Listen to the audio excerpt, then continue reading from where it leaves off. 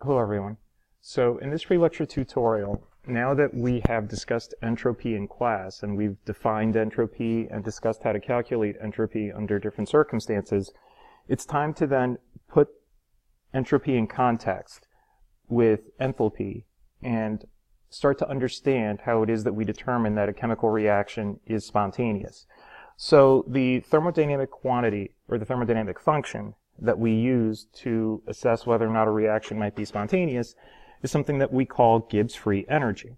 Now, the thermodynamic definition of Gibbs free energy is simply, in the absolute sense, the enthalpy, and from that we're going to subtract the product of the temperature times the entropy. Okay, now again, much like was the case for entropy and enthalpy, we're not interested in looking at absolute values of Gibbs free energy. We're interested in the differences in Gibbs free energy, or delta G. And so applying the differences across the terms for the equation for an isothermal process, we end up with delta G is equal to delta H minus T delta S, which is one of the pivotal thermodynamic equations that you're going to be using. And so in terms of actually using this equation, one application is very simply to algebraically calculate what a free energy change might be for a reaction based on an enthalpy and an entropy for that same reaction at a specific temperature. So I have an example here where we have a hypothetical reaction where we have half a mole of A2 plus 2 moles of B2 plus a mole of C to give us CAB4. So again, if you notice, this is a formation reaction. We have 1 mole of this compound, and it's being formed from its hypothetical constituent elements.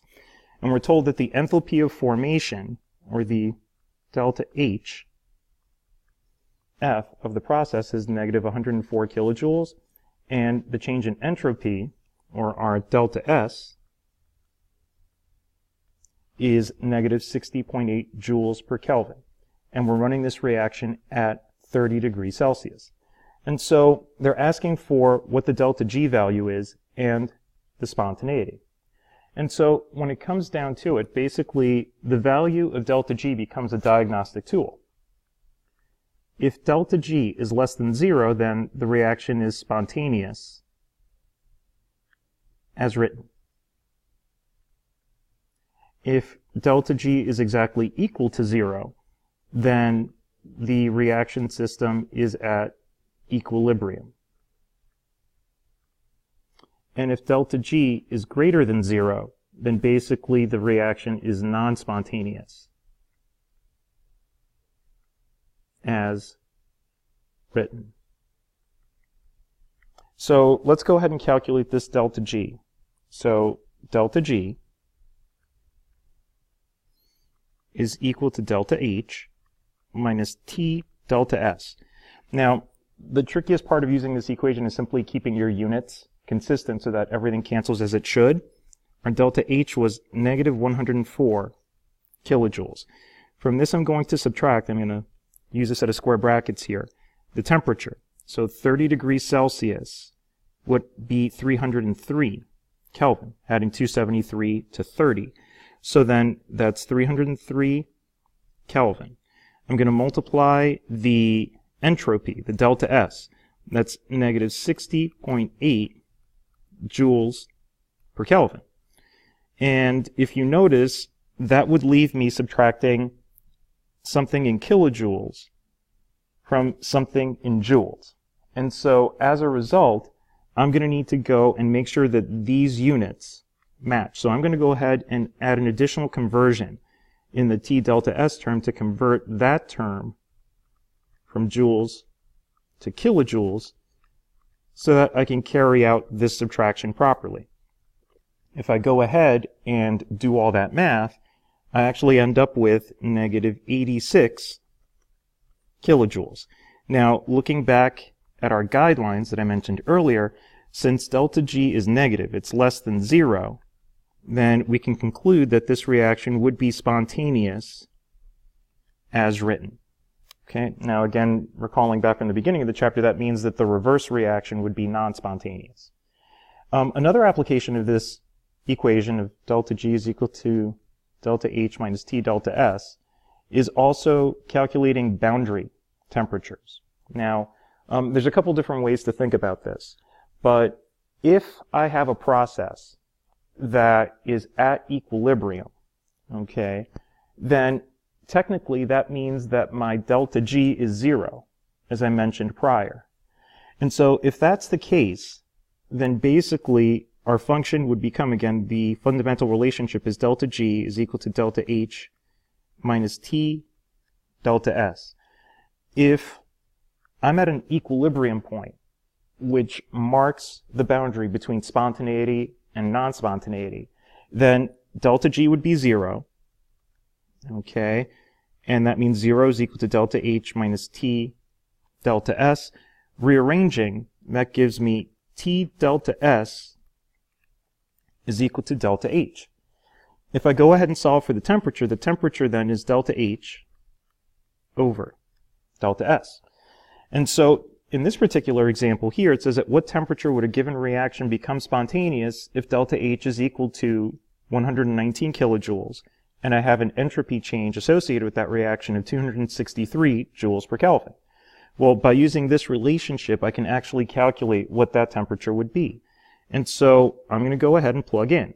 This would be 119 kilojoules. But once again, be very mindful of your units, because if you notice, the entropy was expressed in joules per Kelvin, but the enthalpy was expressed in kilojoules. And so you're going to have to go ahead and convert kilojoules to joules, and then divide through by your entropy change. Now notice if I do that, then I end up with an answer that should be in units of Kelvin, which are temperature units, and so as a result I know that I've set this problem up properly.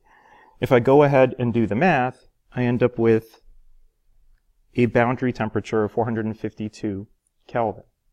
Now, it's also important to note that much like enthalpy and entropy, I can calculate the free energy change of a reaction based on standard free energies of formation, just like we had standard enthalpies of formation, and we could subtract products minus reactants to find the enthalpy of a reaction, and we did something similar for entropy.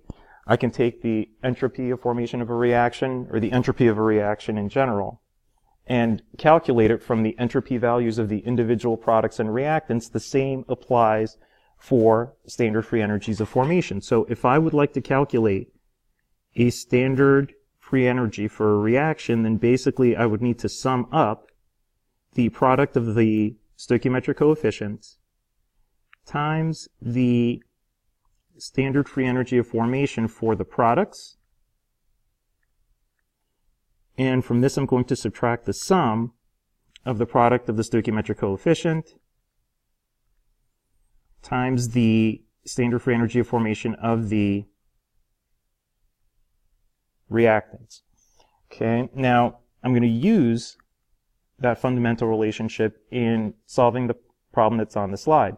I have iron 3 oxide, which I'm going to react with 3 moles of carbon monoxide, and that's going to give me 2 moles of iron and 3 moles of carbon dioxide. They tell me that the standard free energy change for this reaction is negative 31.3 kilojoules. They want the standard free energy of formation of the ferric oxide, or the iron 3 oxide. Okay, that's what they're looking for.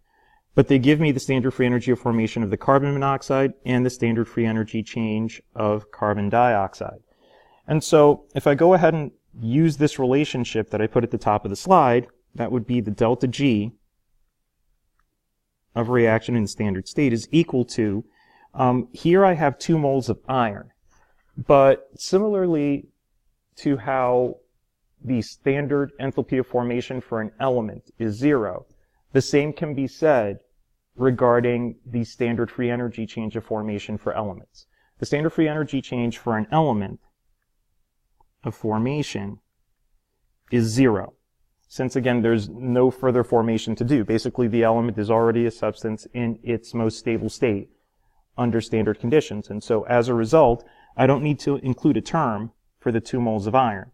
So simply on the product side, that's going to be 3 moles, times the standard free energy of formation for carbon dioxide. So that would be negative 394 kilojoules per mole. Okay, from that I'm going to subtract the sum of the product of the stoichiometric coefficient of the iron 3 oxide, which is 1 mole, times the standard free energy change of formation of the iron 3 oxide. That's our variable. We don't know that. That's what we're trying to find. And to this I'm going to add 3 moles times the standard free energy of formation of the carbon monoxide. So that would be negative 137 kilojoules per mole. Okay, so ultimately what I'm going to do is I want to solve for that variable. All right, so if you notice, right now it's being subtracted out on the right-hand side. I'm going to move it over to the left-hand side. So that would mean that my standard free energy of formation of the iron 3 oxide is going to equal the first term here,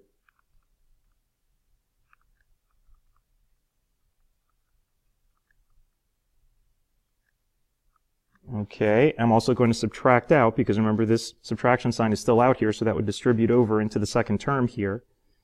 That would be 3 moles times negative 137 kilojoules per mole. And then I'm also going to subtract out the standard free energy change of the reaction itself. And if I go ahead and insert that in, this would actually be negative 31.3 kilojoules. And if I go ahead and do all this math, basically I get negative 740 kilojoules as the free energy change of formation for the iron 3 oxide. So go ahead and work on the follow-up assignment associated with this tutorial. Obviously, we'll be discussing this in class. If you have any further questions, feel free to email or ask your questions in class. All right, thank you. Have a good day.